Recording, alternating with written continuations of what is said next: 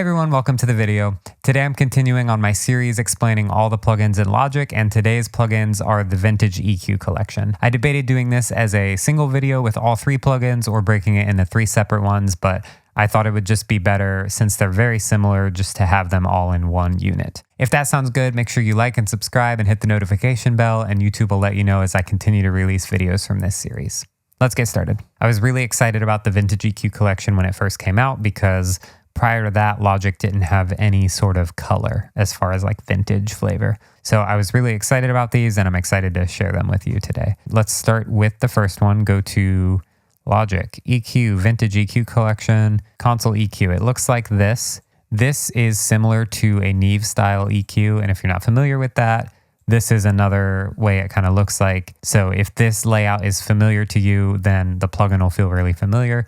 If not, I'm going to explain what all of it does anyway, so by the time this video is over, you'll be fully confident in diving in with it. So starting right here, you have a low cut. You can turn it on and off. I think by default it is off. And then you can choose the frequency you want to roll off right here. One thing to note about the frequency knobs in this plugin is they are stepped if you want them to be, or you can just drag and set the exact number. So this is cool because on the vintage style units, they were stepped, like you would only do 50, 80, 60, or 300. And so to have that ability built in, it's going to respond a little more like the vintage one. But of course it's digital, so you can type whatever you want. If you want 85 exactly, or you can twist it, whatever you want to do. Moving on, you have a low gain and a mid gain. And so the low gain is a shelf. You can tell by the little picture there. And so that means from whatever frequency you select and lower, it will boost. So if you want to see that on an EQ, a shelf looks like this. So if we set this at 110 and boost it, that's basically like coming here to 110 and boosting it. So it's that frequency and below. Same thing here, it's stepped if you want it to be. And a cool thing you can do with this is say you want to boost at 110 and you can roll off everything below that at like 80. So then you're starting to get like a little more of a bell response from it because you're boosting and cutting and it's just leaving a little area left. So that's a cool thing you can do with that. Moving to the mid, you can sweep all the way from 360 hertz up to 7.2K. You can step all of those and you've got boost and cut right there. And then you have high gain. This is either 10 or 12K. I'm not sure which one, but it's somewhere up there, 10 to 12K. No frequency selection, just boost or cut. And this is basically like that silky, airy top end. Just you want more of it, less of it. It's really simple, easy to use. So for this output section here, this is going to look similar on each plugin in the Vintage EQ collection. And so it basically simulates the output of that unit. And so this is that color part that I was more excited about. Basically, you have a drive amount, like how much color you want, and it's really subtle. A lot of times I turn it all the way up to 11 if I want color, because by default, it's so subtle. And you can choose your output model here, and your output model is basically which EQ preamp does it sound like. So by default, when you load it up, it's going to select the EQ's preamp that you chose. So for the console EQ, it's the smooth drive. For the graphic EQ, it's the punchy. And for the silky, it's the tube EQ. But if you want to use the silky, like the tube EQ on this one, you can, or the smooth or the punchy. Basically, you have your vintage console EQ, and then you have your choice of 3 different output models. You can pick whichever one you want. And then you can also choose natural or linear phase here. I usually leave it on natural unless I'm mastering or have it on my main output. And then you have a volume here if you want to compensate for booster cuts. That's it for this guy. I'll show you a little bit in use. So here's low cut.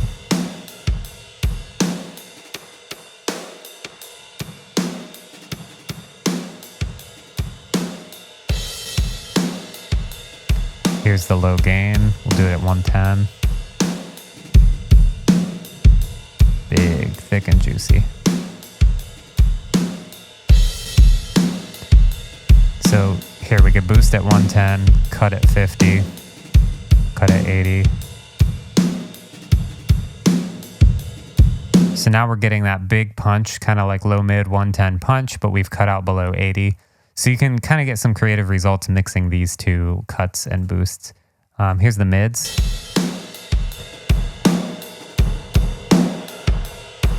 We could cut out some 700. Cut out some low mids. Add some more smack at 3K.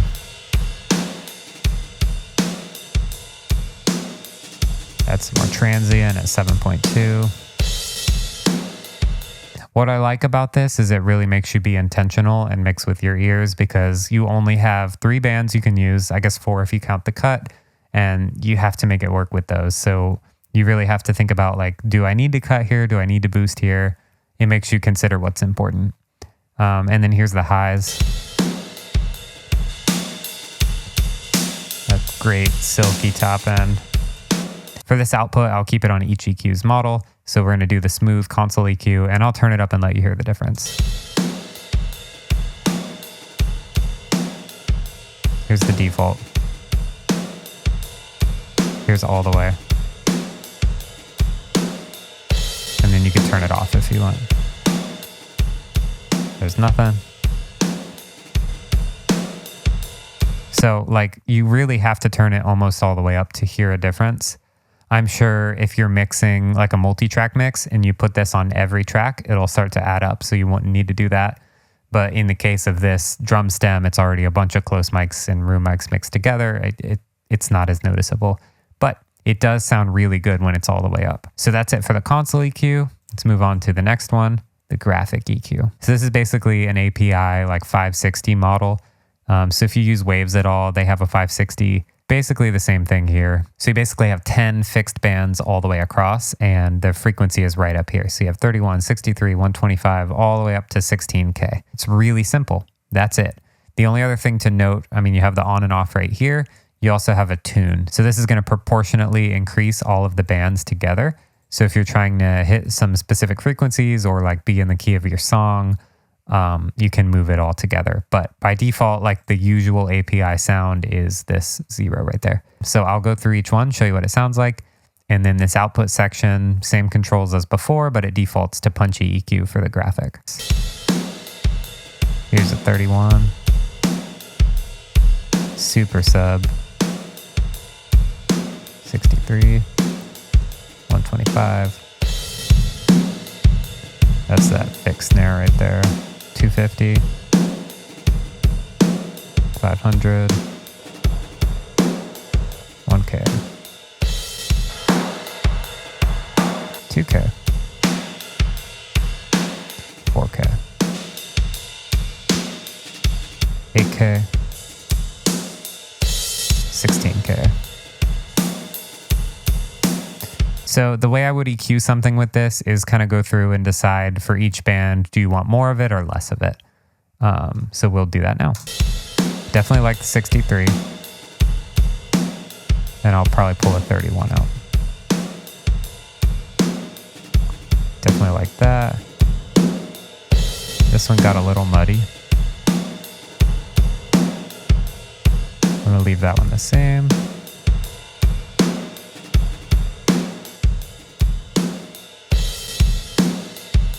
A little bit. 2K has some good smack. Same with 4K.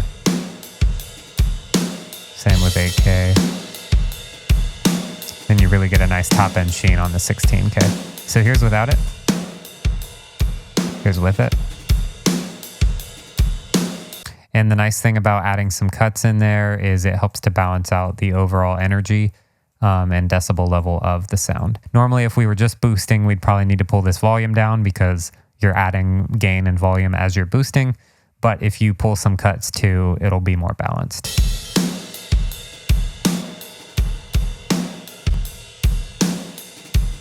And then we can juice up this drive so you can hear it.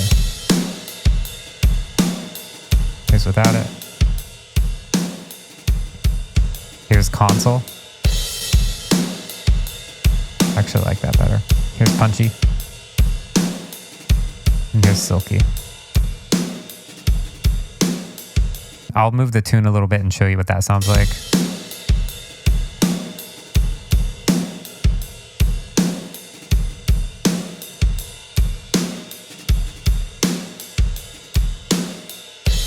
This is cool because if you get a curve that you like, but it's just a little off, you can slide it up and down ever so slightly, and everything, that whole curve is going to move proportionally. So that's a nice little touch, but I personally like it at 0 because that's the classic sound to me. Okay, moving on. The tube EQ. This is the most complicated of the three, and this closely models like the Pultec style tube EQs. So if you're not familiar with that, I'm going to give a whole rundown of how to use it. So hopefully you understand it a little bit better. To understand this better, I'm going to group things together. So focus on this top section first, and then we'll focus on the bottom section after that. So the top section is going to focus on your super lows and your super highs, and start by grouping these three controls together. This is your lowest section, and you can choose to boost or attenuate, which means cut. And then you can choose the frequency that you want to do that at. And same thing as the console EQ, these are stepped, but you can also drag them. Start to boost a frequency. Let's pick 100.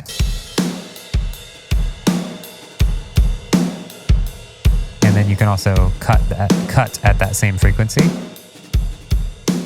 And it does this weird, wild thing where it boosts a nice area and simultaneously cuts some mud in that area. So you get this really pleasant, pleasing result.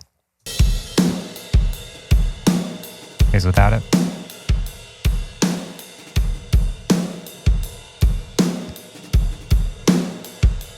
And you can move that frequency around.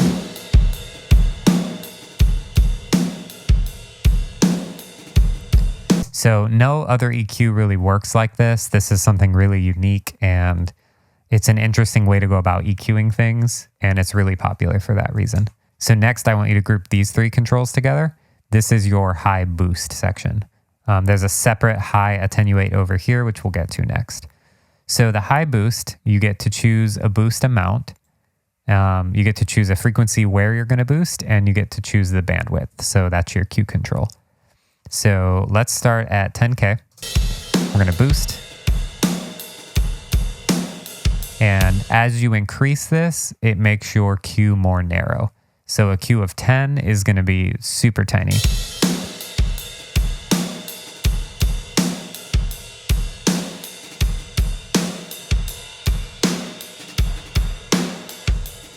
And then this is nice and wide. So that's going to affect a larger curve, a larger bell.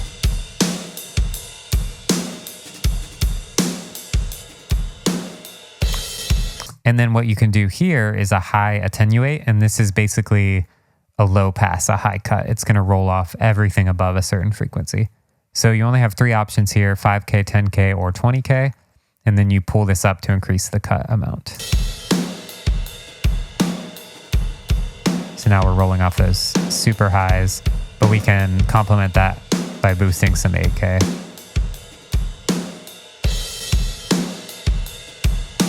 Here's without it. Here's with it. So you're basically just pushing frequencies around and transferring kind of where the energy's at. So that's how you use the top section. We can toggle each section off independently, which is nice. So we're going to turn off the top and go to the bottom. To start, group these two together. So this is a low peak. It's more of a low mid because it only goes from 200 to 1K. So this is going to choose the frequency and then how much you want to boost there. So let's do a 200 boost. That's like all the meat of the snare. You want to boost some mud there. On drums specifically, there's not much I'd want to boost here, but I could see the 200 being good. So next, we have these two dips right here.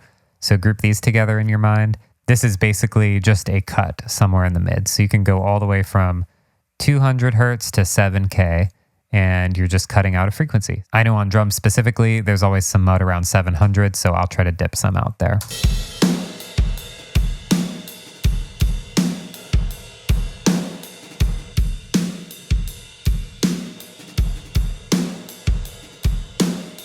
Here's without it. Here's with it. Okay, and then the last two here, high frequency and high peak, they behave really similarly to the low frequency and low peak, but they're up higher. So you go from 1.5K to 5K. And here we go. So I really like 3K for drums.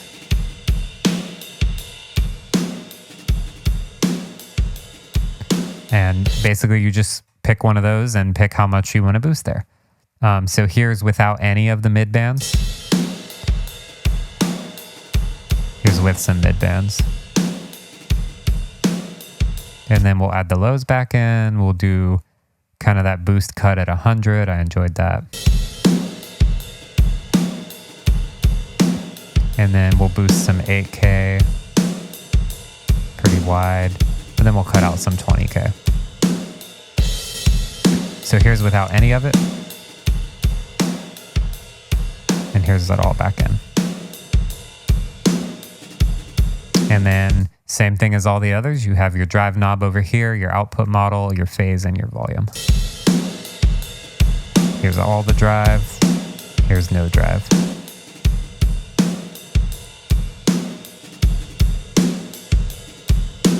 So that's how you use all the plugins in Logic's Vintage EQ collection. Let me know down in the comments if you have any questions, and let me know what your favorite one was. Other than that, make sure you like, subscribe, hit the notification bell, and I'll see you on the next one. Thanks.